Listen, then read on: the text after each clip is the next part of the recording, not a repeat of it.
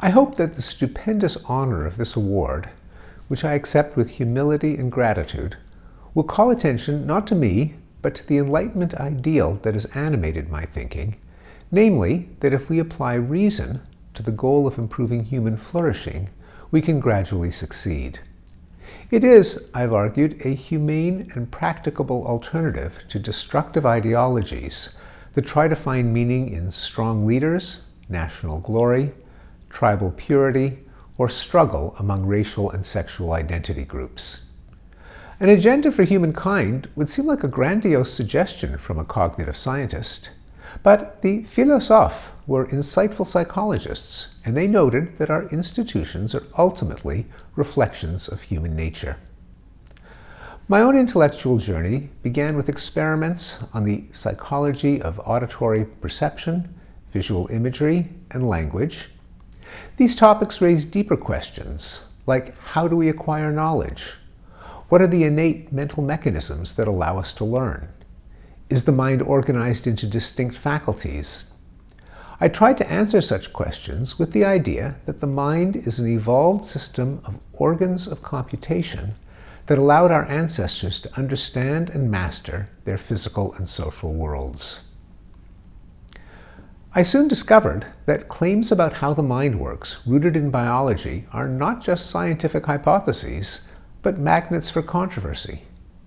In The Blank Slate, I explored the moral, political, and emotional baggage associated with human nature, and why the alternative doctrine that we are blank slates has had such historical appeal.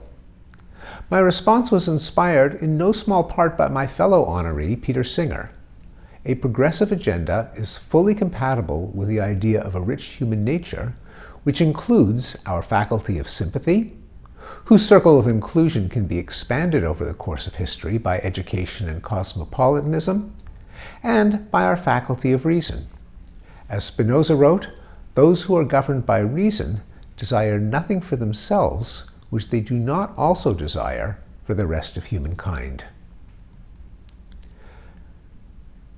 As a social scientist, I tried to back up the hypothesis of an expanding circle with data.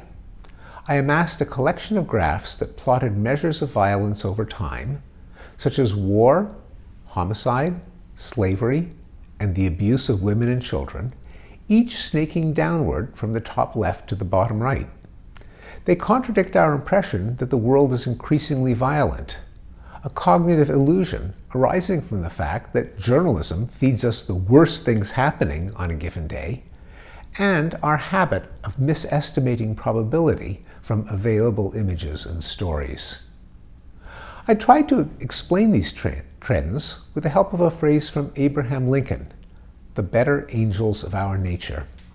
Though the mind harbors inclinations to violence, such as dominance, revenge, sadism, and exploitation, it also includes faculties that counteract them, such as self-control, morality, cognition, and sympathy. I soon discovered that other measures of well-being have also improved, such as longevity, prosperity, education, safety, and leisure. The ideal of progress is not a matter of optimism or idealism, but a demonstrable empirical fact. It is by no means inevitable. The laws of nature are indifferent to our well-being, but depends on whether we continue to apply reason to improve human flourishing. Adding to the incredulity that progress has happened is a cynicism that reason could possibly have propelled it. According to a popular view, human cognition is a bag of reflexes that leave us eternally vulnerable to biases and illusions. But this goes too far.